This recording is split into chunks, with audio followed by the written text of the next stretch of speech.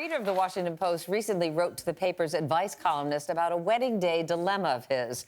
He and his fiancée are in the midst of planning their big day, but he says his bride-to-be's spending is getting way out of hand. He wants her to dial it back. The problem is she is the one paying for most of the wedding because she brings home much more of the bacon.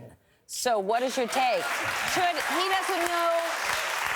Should he say something to her because he just not? Yes, you're saying yes. You should say something. I mean, here's the thing: it's a partnership. No matter who makes more money in my relationship, whether my husband makes more money or I make more money, it's our money. So if they're getting married, this is a partnership, and he should say something. It's going to create an uncomfortable environment between the two of them if they move forward. And he feels apprehensive to discuss money because money. Right. You have to put money on the table. Financial infidelity we've talked about. So you got to put money on the table. Right, but it's the wedding day. It's the first day of the rest of your life, then apparently. But, so you need to talk about day one. See, for me, and that's probably why I'm single, because I totally, I don't believe it's our money. If I make more money, you can have a little bit of my money, but we can't collectively got no money together.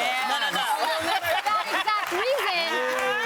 For that exact reason, it's so important because I think that's a huge indication of what your financial personality is in the relationship. Yes. And if you're acting like, and that's fine if it's your money and that's your belief, but he needs to know that that's your belief throughout the rest of the relationship. It's the first day of the rest of your life. Or that you love to spend. Yeah, and or he you could be an right. overspender and he could be really thrifty. And sometimes that works, but sometimes it's a massive fail. But let's say they have the conversation. She says, yeah, honey, okay, but I'm still spending the money. This is the way I want the wedding. Then what do you do? He's got to swallow it up then, yeah. Take it for the team. Yeah, and hope that, she doesn't spend money like this in the future.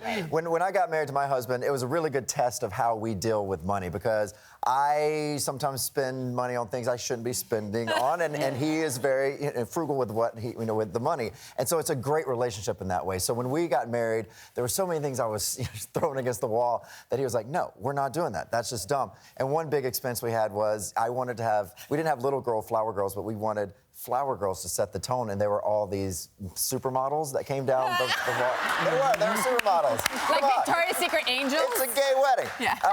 So they all had these beautiful wedding, because there was no wedding dress, so they were the ones wearing the white wedding dresses going down, throwing flower petals, and so I knew that was the one thing I wanted to spend the extra money on, so he gave me that. Okay. Gave me that. I need a visual of that. By the way, wow. 8 years out from my wedding, save your money, okay? It's one day, uses his down payment for your house, save your money, do not spend it on some elaborate over-the-top wedding. Trust us. Wise words, Linda. And I guarantee that's falling on deaf ears. Yes, exactly. No one's young. You got very young. At my age, I'm going to have it all. I'm going to have all of it. I'm going to have them supermodels. Lance going to sing. Meredith going to officiate. Everybody. I'm like, I want everything. All right. Everybody. We'll remember that. Okay, you've all heard of the term the friend zone, right? It's when a friendship exists between two people, but one of them is stuck in that friend zone, meaning although they have feelings for the other person is not interested. Well, we were talking about this earlier. Is it ever possible to escape the friend zone and turn it into a successful relationship? Do you think you can? It's like when Harry met Sally, right? As they start off as not friends, then friends, and then they ended up being with each other. I don't know. But have you ever been put in the friend zone? Yes. I've been in the friend zone, but I know how to break out. How dare you, Yamanika? You just get out. But I shouldn't say this, but I've slept with a lot of my friends, and so you be friends with benefits. Still friends? Are you still friends? That's the thing. You can't. Once you get out the friend zone and you jump into bed, it's hard to go back to being friends once you know what. Well, that's friends with benefits, isn't it? Isn't and that's the problem. I got a lot of benefits, but no return. Yeah. So, my husband and I are the perfect example of the friend zone. When I first met him, we became best friends for a good month because I didn't think he was attracted to me. Yeah, I know. No, seriously. Like a month. 30 days.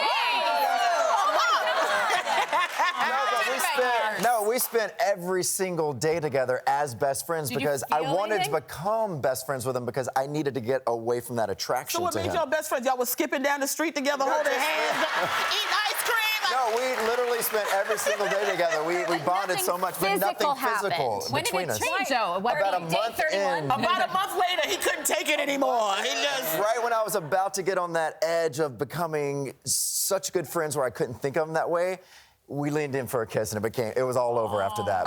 But we were total friend zone for best friends for a good month. 30 days. 30 days. There you go, guys. 30 days, Meredith. You can do anything in 30 days.